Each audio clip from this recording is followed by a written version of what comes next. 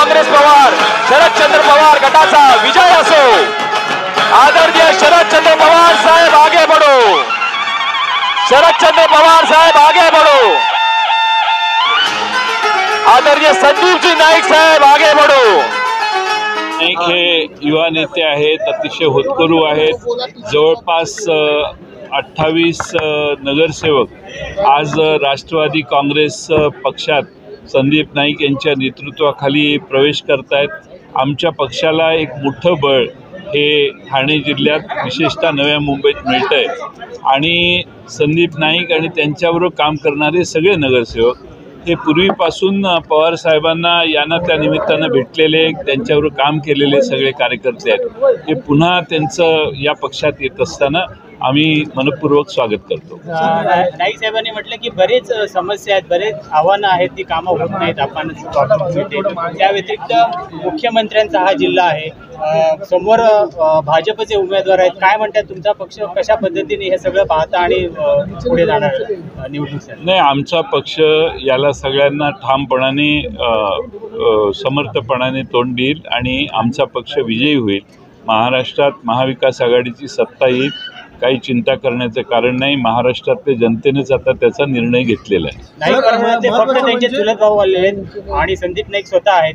तुम्हाला काय वाटतं, एकूण त्यांचं पूर्ण परिवार भाजपमध्ये आहे आणि तुम्ही आव्हान देखील केलेलं आहे नाव न घेता, तर काय म्हणाल त्यांना मोठे साहेबांना? नाही, मी संदीप नाईक यांच्याबरोबर चर्चा केलेली आहे, इतर कुणाबरोबरही माझी चर्चा झालेली नाही। मी संदीप नाईक यांच्या मला या मतदारसंघात एक सक्षम असा उमेदवार पाहिजे होता, त्या निमित्तानं माझा संपर्क मी त्यांना केला आणि त्यांनी हा निर्णय घेतला। निर्णय घेताना सर्व नगरसेवक या ठिकाणी जे त्यांच्यावर आहेत ते देखील निर्णय घेण्याला पाठिंबा दिला त्यांनी आणि आज हा निर्णय झाला। मला इतरांच्या कोणाच्या बाबतीत मला आज काही सांगता येणार नाही, कारण माझा काही तसा चर्चा झालेली नाही। गणेश नाईक यांना भाजपकडून तिकीट मिळालेलं आहे आणि संदीप नाईक यांना आपण तिकीट जाहीर केलेलं आहे, याकडे कसं बघता? गणेश नाईक यांनी सांगितलं मी प्रचाराला जाणार नाही संदीप नाईक यांच्या।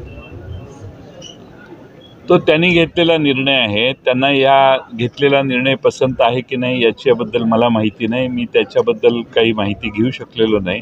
पण संदीप नाईक हे या मतदारसंघात निवडून येतील अशी आम्हाला पूर्ण खात्री आहे। सर, काल एका गाडीत 5 कोटी सापडले शिवाय टोल नाका, कसं बघता?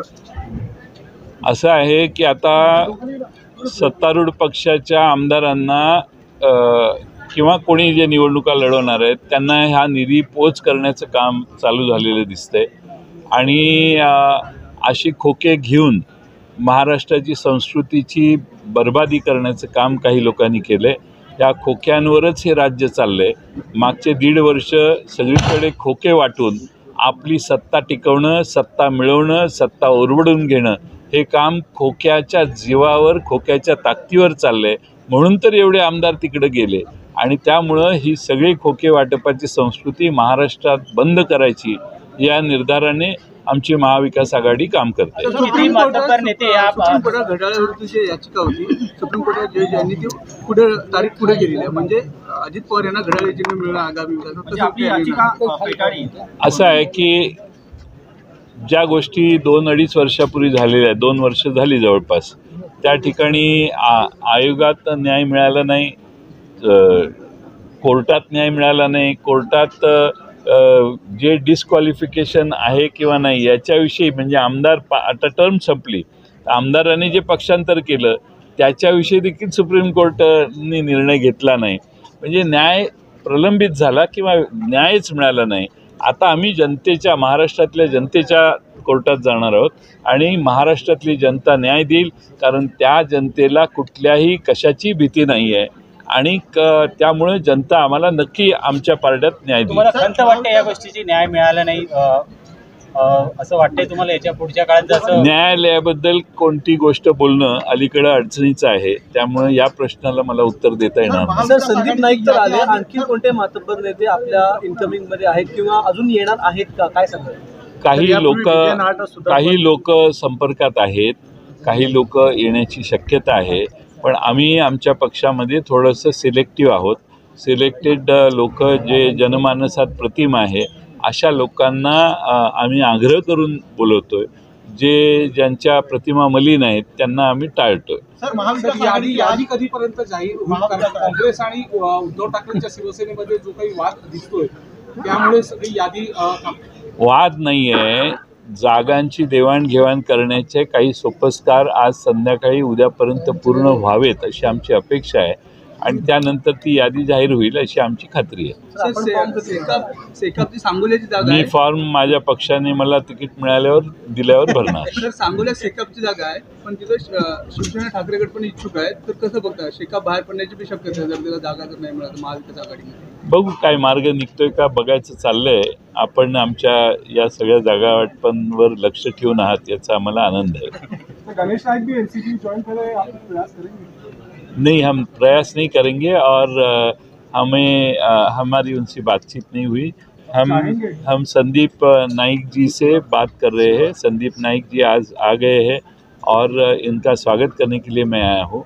हम लगातार कोशिश कर रहे हैं कि जहाँ हम इलेक्शन लड़ रहे हैं वहाँ अच्छे उम्मीदवार हमें मिले और मुझे लगता है संदीप नाइक यहाँ के सबसे बेस्ट उम्मीदवार है. सर, हिंदी में जानना चाहेंगे, आज आपने बेलापुर में सबसे बड़ा झटका भाजप को दिया है, किस तरह देखते संदीप नाईक आज? 19 साली मला म्हणजे ह्या मतदारसंघामधून तिकीट म्हणजे मिळेल किंवा निवडणूक लढेल अशा प्रकारचं आश्वासन दिलं गेलेलं, परंतु जे आश्वासन दिलं गेलं ते आश्वासन पूर्ण झालं नाही. असो, परंतु माझा त्यावेळेसचा निर्णय देखील हा नवी मुंबई शहराच्या हिताकरता होता. नवी मुंबई शहराचे प्रलंबित कामं जी आहेत ती मार्गी लागतील, आपल्या शहराला न्याय मिळेल, आपल्या कार्यकर्त्यांना न्याय मिळेल, आपल्या कार्यकर्त्याचा सन्मान केला जाईल अशा प्रकारची भावना होती. आणि त्यामुळे त्यावेळेस जो निर्णय, जो शब्द न पाळता देखील त्यावेळेस मी थांबलो आणि मी पूर्णपणे पक्षाचं काम केलं. आजपर्यंत जेवढा निवडणुका भारतीय जनता पार्टीच्या झाल्या त्या सर्व निवडणुकांमध्ये यश मिळालं आणि माझ्या समवेत आलेले सर्व माझे सहकारी, माझे कार्यकर्ते यांनी प्रयत्नांची पराकाष्ठा केली, त्यांनी कष्ट केले आणि अशा पार्श्वभूमीमध्ये कार्यकर्त्यांचं मत जाणून घेतलं पाहिजे. एकतर्फी एखादं निर्णय आमच्यावर थोपवणं हे आम्हाला मान्य नाही. हा वैयक्तिक मी माझ्या महत्त्वाकांक्षेकरता म्हणजे हा मेळावा बोलवला का की मी महत्त्वाकांक्षेपोटी मी हा निर्णय घेतला, तर नक्कीच नाही. मला या नवी मुंबईतील बेलापूरची जनता किंवा नवी मुंबई शहरातली जनता यांच्या माझ्याप्रती अपेक्षा आहेत की या शहरावर जेव्हा जेव्हा अन्याय होईल, या शहराचं अहित कोणी बघेल त्यावेळेस एक शहराची ठोस भूमिका, शहराला सुरक्षित ठेवण्याची भूमिका ही कोणीतरी मांडली पाहिजे आणि ती मी मांडावी अशा प्रकारची अपेक्षा या नवी मुंबईतल्या जनतेची आहे, या नवी मुंबईतल्या नागरिकांची आहे. त्यामुळे नक्कीच म्हणजे ह्या पार्श्वभूमीमध्ये आज आदरणीय शरदचंद्र पवार साहेबांच्या राष्ट्रवादीनं केलेलं माझं स्वागत मी त्यांचं मनापासून आभार व्यक्त करतो. बाकी हा माझा वैयक्तिक निर्णय आहे. मला ज्या पद्धतीची वागणूक मला दिली गेली, स्थानिक आमदाराच्या माध्यमातून माझ्याबद्दल बोललं गेलं, माझ्या कार्यकर्त्यांच्याबद्दल बोललं गेलं, जिथपर्यंत माझ्यापर्यंत मला बोललं गेलं तिथपर्यंत मी सहन केलं.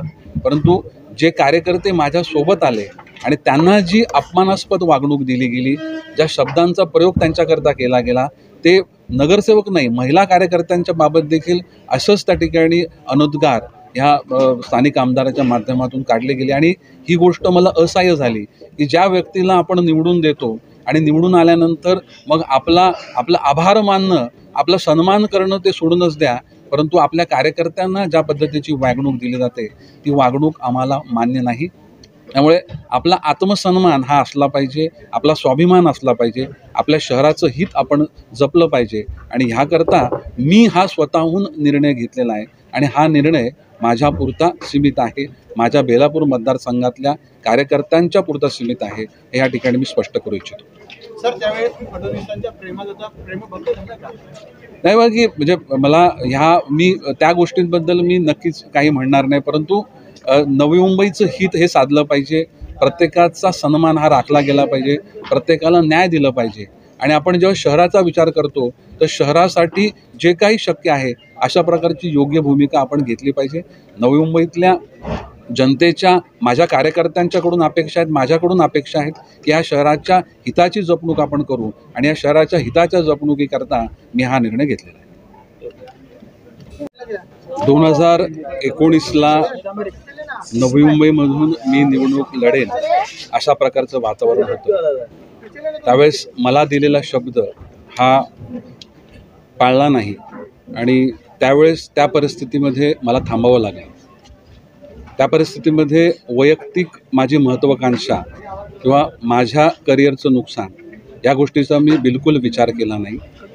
येणाऱ्या कालखंडामध्ये शहराच्या विकासाचं हित साधलं जाईल. माझ्या समवेत आलेले माझे सर्व सहकारी यांचा सन्मान केला जाईल आणि त्या माध्यमातून नवी मुंबई शहराचा विकास होईल अशा प्रकारची माझी अपेक्षा होती. 2019मध्ये बेलापूर मतदारसंघामधील आमदाराकरता आम्ही सर्व कार्यकर्त्यांनी मनापासून काम केलं, यश संपादन केलं. परंतु निवडणुकीचे निकाल लागल्यानंतर आम्हा सर्वांना, आमच्या कार्यकर्त्यांना जी वागणूक दिली गेली ती अपमानास्पद होती. अपमानास्पद वागणूक दिलीच, परंतु जे शब्द आपण ऐकू शकत नाही अशा प्रकारच्या शब्दांचा देखील शब्दप्रयोग केला गेला. नेहमी नवी मुंबई शहराच्या हिताची भूमिका घेत असताना जनमानसांचा विचार हा आपण सोबत घेतला पाहिजे. कार्यकर्त्यांची चर्चा केली पाहिजे, पदाधिकाऱ्यांची चर्चा केली पाहिजे. परंतु हा विचार कधीही बेलापूरच्या आमदारानं कधीही ठेवला नाही आणि 2019 नंतर 5 वर्ष थांबल्यानंतर आपण काम करत राहिलो आणि पक्ष हा आपल्या कामाचं संपूर्ण स्वरूप बघून, संघटनेचं काम बघून, नवी मुंबईच्या जनतेचा कौल कुठल्या बाजूने आहे हा विचार करून एक योग्य निर्णय घेईल अशी अपेक्षा माझी होती. परंतु यावेळेस देखील हा निर्णय हा माझ्या विरुद्ध गेला. हा माझ्या विरुद्ध निर्णय गेला ह्याकरता मी हा मेळावा घेतला, मी पक्षप्रवेश केला तर बिलकुल नाही. त्या कालखंडामध्ये माझे सहकारी आणि मी कोणत्या व्यक्तीकरता काम करतो त्या व्यक्तीनं शहराचं हित बघितलं पाहिजे, काम करणाऱ्या कार्यकर्त्यांचा सन्मान केला पाहिजे, शहराच्या विषयी निर्णय घेत असताना सर्वांचं मत जाणून घेतलं पाहिजे आणि तो मागचा अनुभव हा आमचा काही योग्य नव्हता. त्यामुळे नक्कीच नवी मुंबईच्या हिताकरता, बेलापूर मतदारसंघाकरता आपण योग्य निर्णय घेतला पाहिजे अशी गोष्ट माझ्या मनामध्ये होती.